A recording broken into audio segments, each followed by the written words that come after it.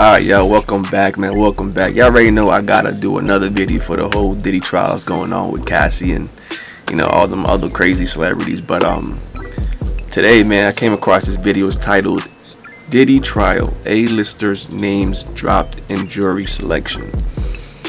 I'm curious on who's gonna be on that list.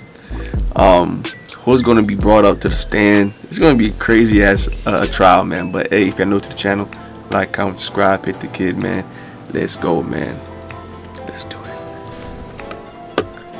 No offense to Kevin Bacon, but when it comes to degrees of separation between artists and actors and icons and movers and shakers, nobody is more entwined with the cultural fabric of the past 30 years than Sean Combs, Puff Daddy, Puffy, P. Diddy, whatever you call him. His fingerprints are all over music and television and fashion and fragrances, even the liquor that we've been drinking for decades. And even if you don't know Diddy from Puff Daddy, no judgment, boo. He's had many acts. But he's more than likely made an impression on everybody watching right now. I don't care what your age is. Maybe you'll never forget when he dated J-Lo. That was a big thing, quarter century ago. Trust me. Before Ben Jen, it was Diddy Jen. But then it was Puff Jen, actually. He launched the Vote or Die in 2004, became a really big deal there for a lot of people. He also threw those star-studded white parties in the Hamptons where everybody who was anybody went. Maybe you saw these pictures, maybe you were there. Maybe you drank that Ciroc vodka that he was shilling forever, right? Maybe you wore a pair of his jeans. Sean John was a heck of a label.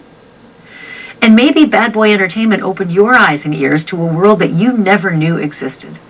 Now, of course, Sean Combs' legacy, just like his liberty, his fortune, and his future, that all hangs in the balance of a sex crimes trial underway right now in New York federal court.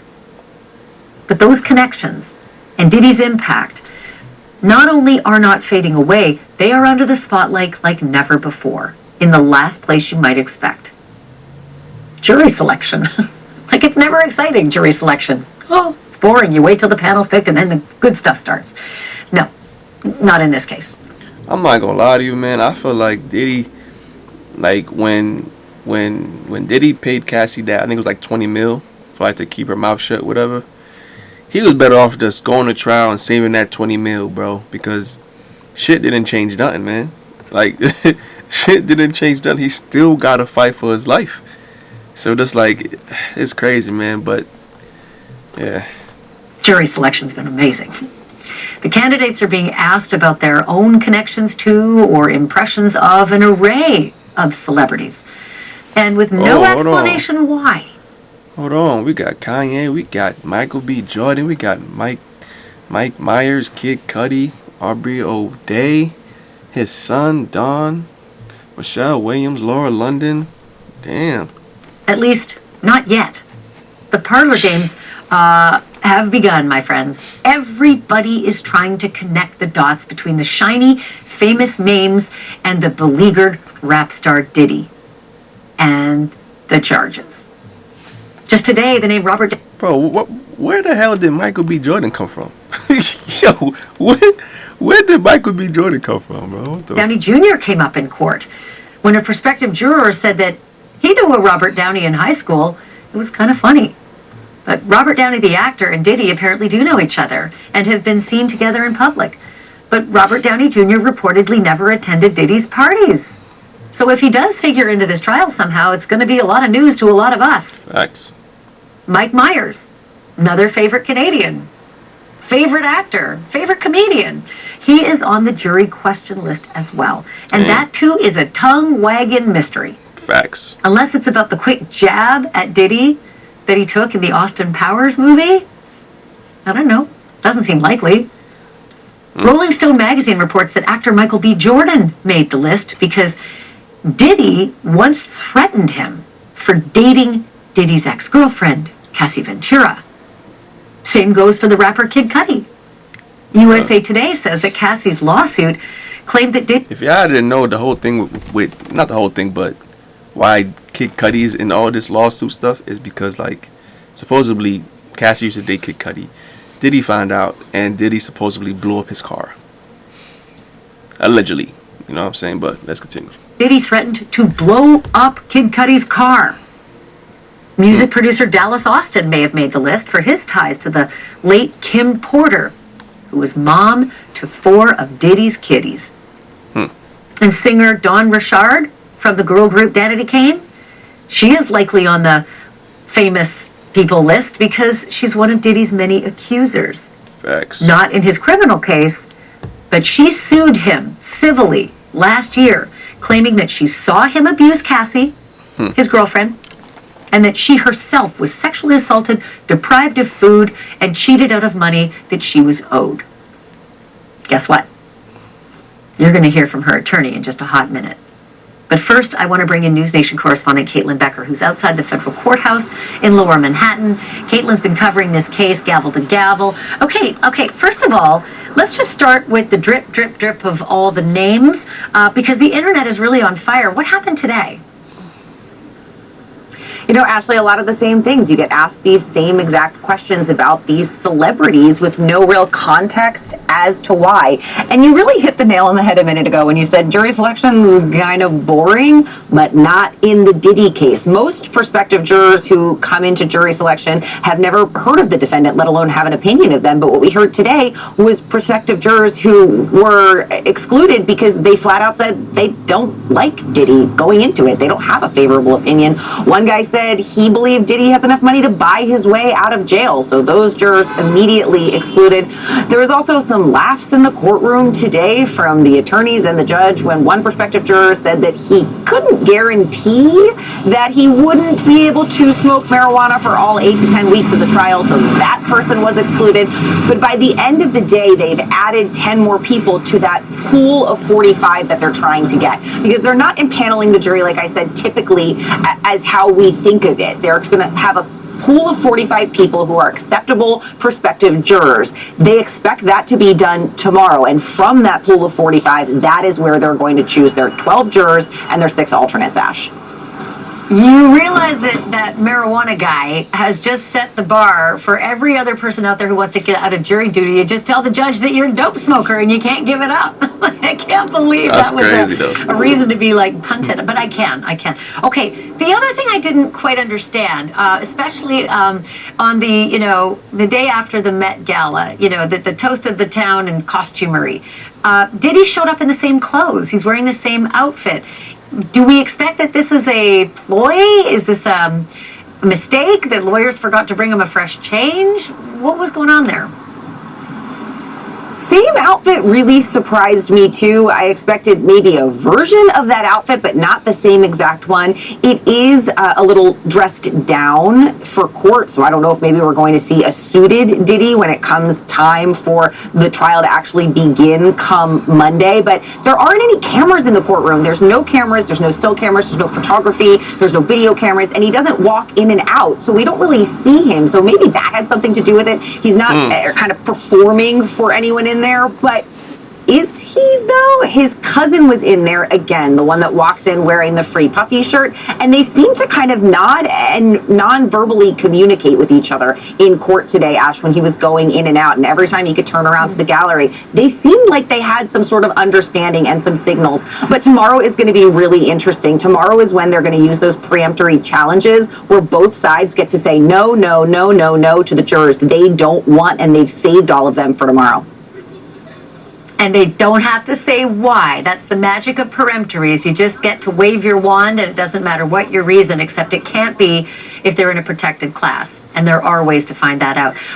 Caitlin, good job. Thank you for that. Really appreciate it. Sash.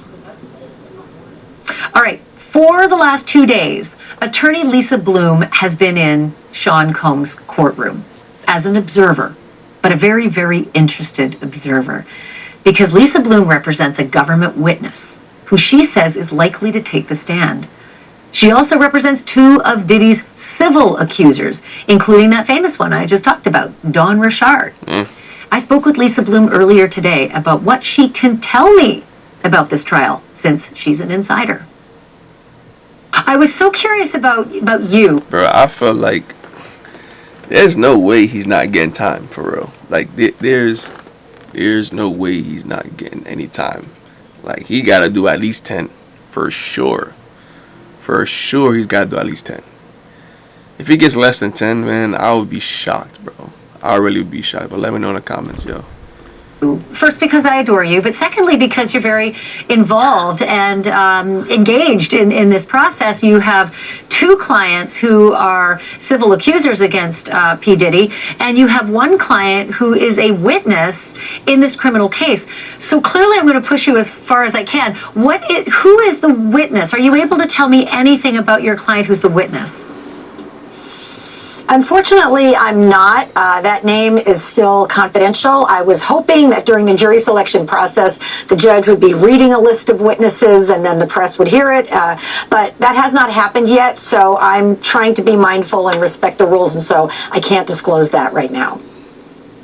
Understandable. That will come soon, so I'll call you again. And then one of your other clients, Dawn Richard, you and I have talked about her before. She's one of the civil accusers, but her name came up in court yesterday as one of the celebrities, and there's just myriad celebrities that have been named so far, and a lot of these jurors are being asked if they recognize the celebrities. So let's start with Dawn Richard and her nexus now to the criminal case. What can you talk to me about? Right. So a lot of names came up, like Kanye West and Mike Myers, right, and Michael B. Jordan. That doesn't necessarily mean these folks are going to be witnesses in the case. They might be, but more likely they're going to be mentioned. That's the phrase that the judge used. And so it could be that someone is telling a story. I was at a party, and this happened and that happened, and Dawn Richard was there, or Mike Myers was there. I think that is more likely. Bro, Aubrey O'Day is definitely going to cook. She is going to cook this man Diddy so bad, bro.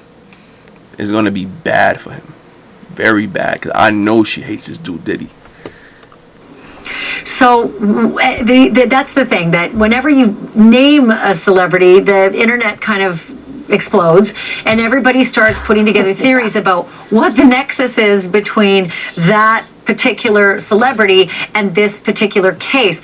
The big question I have, and I'm not sure if you know, but is how many of the celebrities who are out there now are shaking in their boots because of evidence that will possibly be presented in open court, videos that will be played, names that will be named. Is this going to be like a mass outing?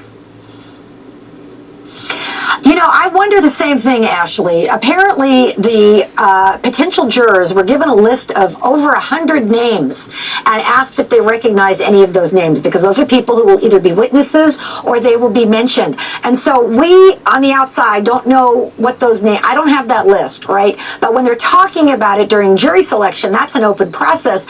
So everybody who's in there, including me, we're all writing those names down. Now, I don't know what connection Michael B. Jordan has to the case, or Mike Myers has to the case, or Audrey O'Day, the singer, or Kid Cudi, the singer. I don't know what connection they have to the case, but we know that their names are out there, so that if any of the jurors had a connection, they would have to reveal it. So far, a number of people, of course, have said, oh yes, I know that the person, I don't know them personally, but I recognize the name. But beyond that, we don't know. But are people shaking in their boots? I mean, I would imagine some are. And at a very minimum, I'm sure these folks do not appreciate their name being mentioned in the Sean Combs sex trafficking trial, but there's not a lot they can do about it either. Or maybe they appreciate the fact that their names aren't being mentioned with really awful facts next to them. As long as it remains nebulous, for those who might be guilty, that's not a bad thing. For those who may be completely innocent, they're probably frustrated that the context wasn't attached early on. One last question, and it's a 60,000-foot view. You know the crazy thing about it? Why we didn't hear any names, I mean, any like other celebrities that were involved? Jay-Z should have been a number one in there. Who else is there? Jay-Z, Usher. There's so many other people. I'm surprised that they didn't mention, but like the other names that we never even heard of the whole trial, and now their faces are up here. Like what? You feel me? And that is that we are in a post-Me Too environment where it feels sometimes like the pendulum has been swinging back against women.